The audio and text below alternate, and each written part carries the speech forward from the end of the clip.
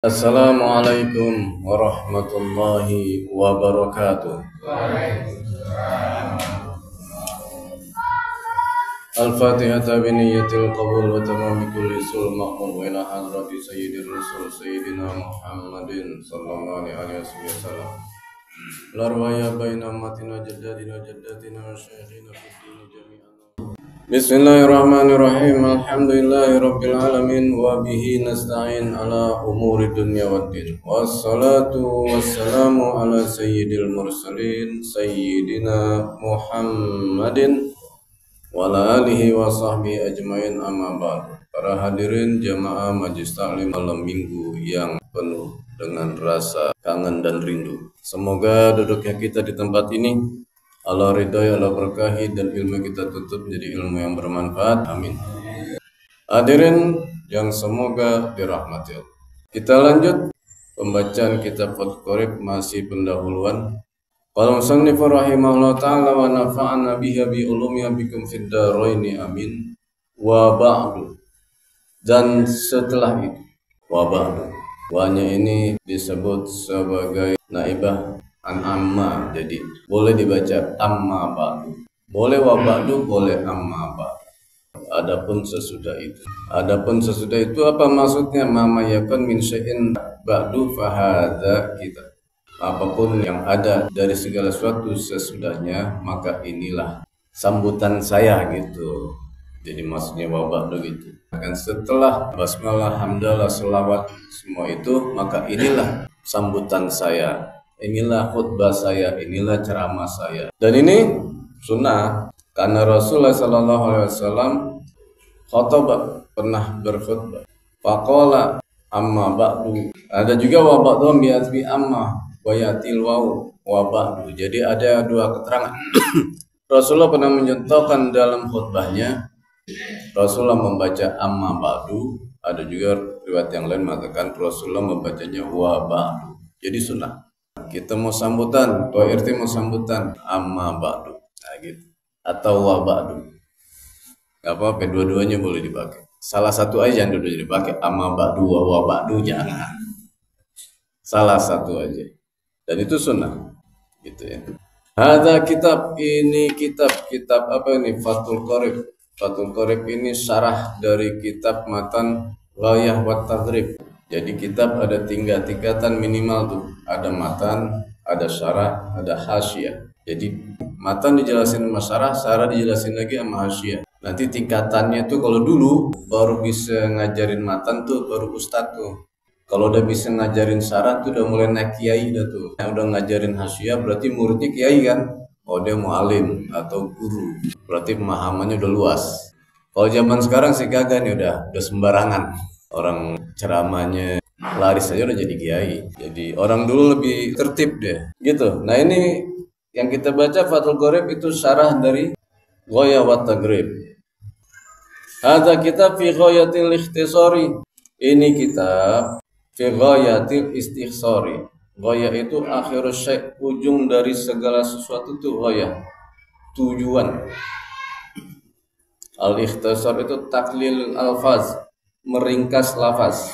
Jadi an-naw fi akhir maratibi taklil alfaz. Ini kitab pada tujuan untuk meringkas lafaz. Maknanya diringkas, nggak panjang-panjang.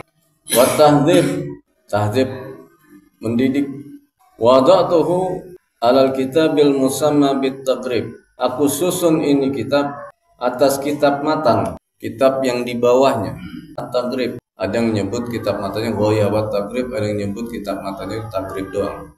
Jadi Syekh Muhammad bin Qasim Asy-Syafi'i menulis kitab ini sebagai syarah dari kitab matan yang nama kitab matanya At-Taqrib atau Ghayah wa Tadrib.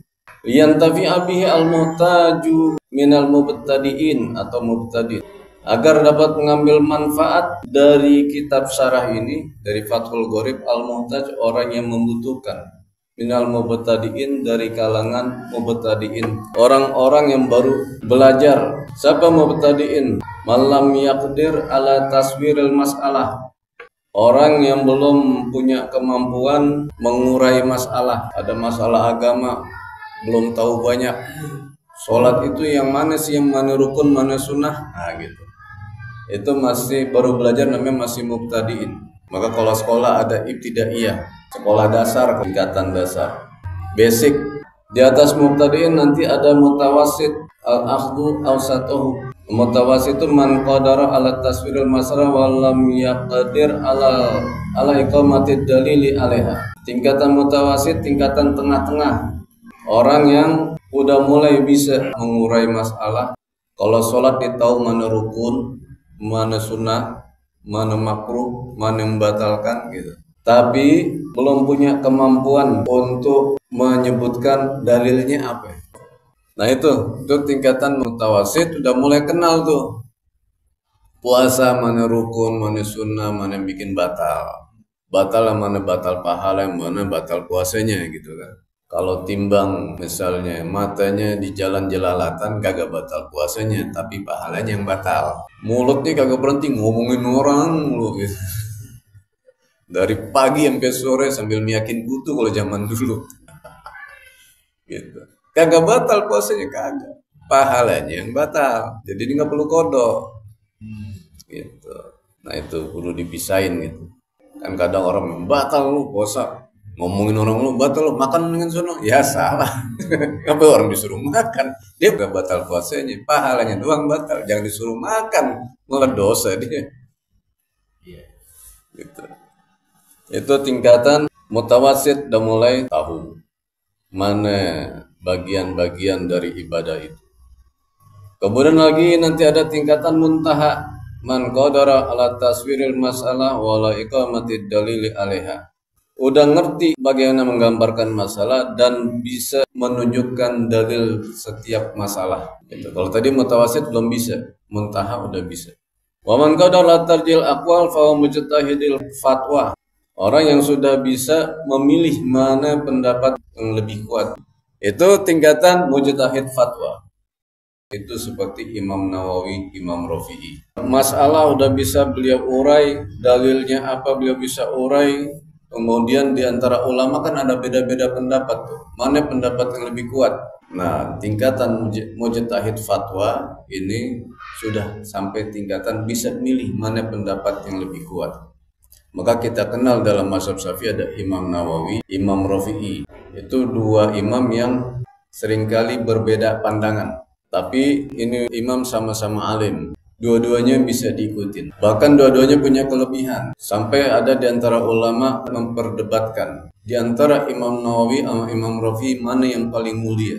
Imam Nawawi karangannya banyak, Imam Rafi'i juga. Kerjanya nulis. Malam-malam zaman dulu belum ada lampu kayak begini. Belum ada LED. Petrol makanya belum ada. Nah, lampu teplok. Lampu masih seadanya. Ya. Satu waktu lampunya kehabisan minyak. Beliau berdoa, dari tangannya keluar cahaya. Tangannya jadi lampu. Karomah tuh wali. Itu Imam Nawawi. Imam Rafi'i ngalamin tuh kejadian yang sama tuh. Lagi enak nulis malam-malam gulita mati lampu. Beliau berdoa, dekat beliau ada pohon. Pohonnya nyala. Jadi lampu. Maka beliau nulis. Terusin nulis. Allah kasih itu kelebihan. Pohonnya jadi lampu. Mana yang lebih mulia? Kata sebagian ulama lebih mulia Imam Nawawi karena dari badannya keluar cahaya. Bagian ulama yang lain enggak. Imam Rafi'i lebih mulia karena dia dibantu sama sekeliling. Pohon bisa nyala buat dia, bukan dirinya doang gitu. Jadi kalau buat kita ya dua-duanya mulia lah. Kalau buat kelas kita ya mati lampu ya paling kita telepon PLN. Jangan berharap tangan saya bisa nyala. Sholat kita aja masih bentang-belentong gimana mau kayak begitu. Wa man qadara ala istinbatil furu' min qawaidi imami fa huwa mujtahid madhab. Ada lagi tingkatan mujtahid madhab. Beliau sudah punya kemampuan mengambil pendapat yang furu' cabang dari kaidah imam mazhab. Dari di bawah Imam Syafi'i. Itu mujtahid madhab. Zaman sekarang kita susah nih nyari orang yang udah tingkatan ini. Mujtahid fatwa aja susah. Paling banyak kita punya mutawasid yang tadi itu. Kemudian ada lagi mujtahid ijtihadan mutlaqah. Ini tingkatan yang bisa mengambil hukum dari Al-Quran dan Sunnah. Ini tingkatannya udah tinggi nih, mujtahid, ijtihad, dan mutlaqah. Ini tingkatan imam mazhab nih, kayak Imam Syafi'i, Imam Maliki, Imam Hanafi yang paling tua, Imam Hambali yang paling tua. Ada lagi imam yang lain dulu, tapi yang bertahan tulisannya nyampe ke kita 4 imam ini. Belakangan kan banyak tuh yang nyuruhin langsung kembali kepada Quran dan hadis. Itu orang-orang awam disuruh kembali kepada Quran dan hadis. Nggak usah ngikutin pandangan ulama, langsung aja Quran dan hadis. Kagak bisa, ini tingkatannya. Kalau tingkatan dalam mujtahid, ijtihad, dan mutlaqah, baru dia bisa tuh ngambil hukum dari Quran dan hadis langsung. Kita kagak, kita ngambil dari tafsirannya ulama. Kenapa? Ya kita nggak tahu ilmu kita. Nahu kita nggak tahu, sorok kagak ngerti. Gitu. Bahasa Arab banyak kita gak pahami. Mau lagu-laguan langsung ngambil Quran, ngambil hukum sendiri, akhirnya dibaca terjemahan. Jadi kita bahas sedikit tadi tingkatan ulama kayak gitu, biar kita paham bahwa kita ini jauh dari posisi bisa ngambil hukum langsung dari Quran dan hadis. Jadi jangan ikut-ikutan. Ada kawan bilangin nggak bisa langsung pegang Quran dan hadis, gimana caranya? Saya nggak punya cukup ilmu buat langsung baca Quran, ngambil hukum dari situ. Bisanya apa ya? Saya taklid dalam mazhab Syafi'i. Saya ikutin mazhab Syafi'i, itu juga saya ikutin imam di bawahnya, ada Imam Nawawi. Karena itu ada beda pendapat tuh. Imam Nawawi dan Imam Rafi, ada lagi Syekh Rami dan Syekh Ibnu Hajar, juga sering beda pendapat. Keuntungannya apa? Ada perbedaan pendapat antara dua imam Nawawi dan Imam Rafi, Syekh Ibnu Hajar dan Syekh Rami. Keuntungannya buat kita, kalau kita menghadapi satu hal, kita bisa ambil yang lebih ringan. Dasarnya tetap ada. Gitu. Misalnya ini contoh. Orang dalam keadaan anggota tubuhnya luka dan dia dibalut perban. Tangan nih misalnya dibalut perban. Satu pendapat mengatakan kalau kita mau perban luka kita harus wudhu dulu. Wudhu, meskipun luka nih, tetap kita basuh nih pakai air. Peri-peri, kerjain juga tetap gitu. Itu satu pendapat. Udah itu boleh perban.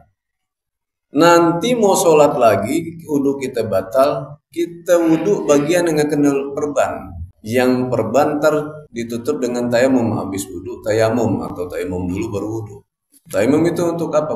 Menutup kebutuhan wudhu di tangan yang kena perban. Tapi sebelum pakai perban tadi wudhu dulu. Gitu. Itu satu pendapat. Ada pendapat Imam Nawawi mengatakan nggak apa-apa, tutup aja pakai perban, nggak usah wudhu dulu. Nanti giliran wudhu dicampur sama tayamum, gitu.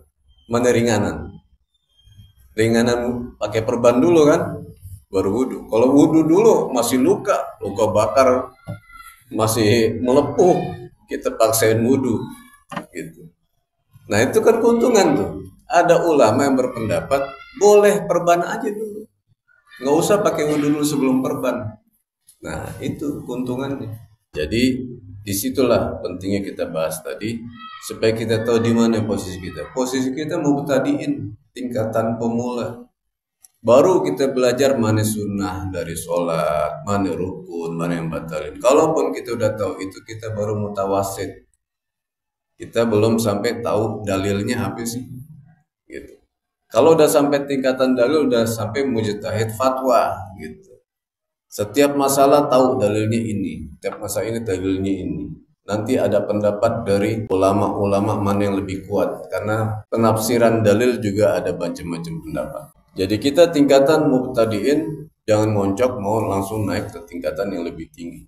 Liyantafi abi al-muhtaja min al-mubtadiin li furu'is syari'ati wad dini. Untuk masalah furu' syariat dan din, ini kitab bicara furu' syariat dan agama, bukan usul. Fikih itu bagian dari furu' syariat.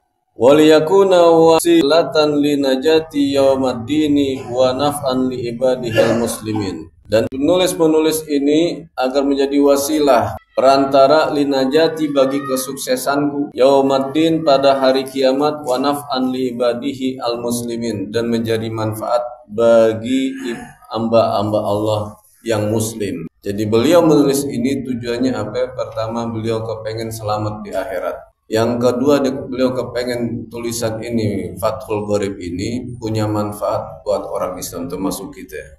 Dan disebut manfaat adalah sesuatu yang memberi kebaikan bagi orang lain, itu manfaat. Khairun nas man anfa'a linnas. Sebaik-baik manusia adalah yang bisa memberi manfaat bagi orang lain. Jadi nggak egois gitu itu. Annahu sami'u du'ai ibadihi wa qaribun mujibun. Boleh juga dibaca annahu sami'un du'a ibadihi. Kalau dibaca sami'un du'a maka du'a menjadi tamyiz. Kalau sami'u du'ai jadi mudhaf ilaih. Allah itu maha mendengar doa hambanya.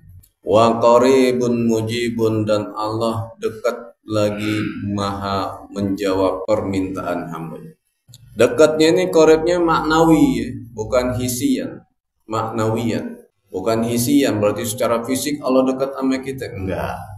Jangan kita bayangin Allah dekat secara fisik. Ini dekat secara makna, bahwa apa yang kita lakukan Allah tahu. Berarti Allah dekat banget dong. Allah alam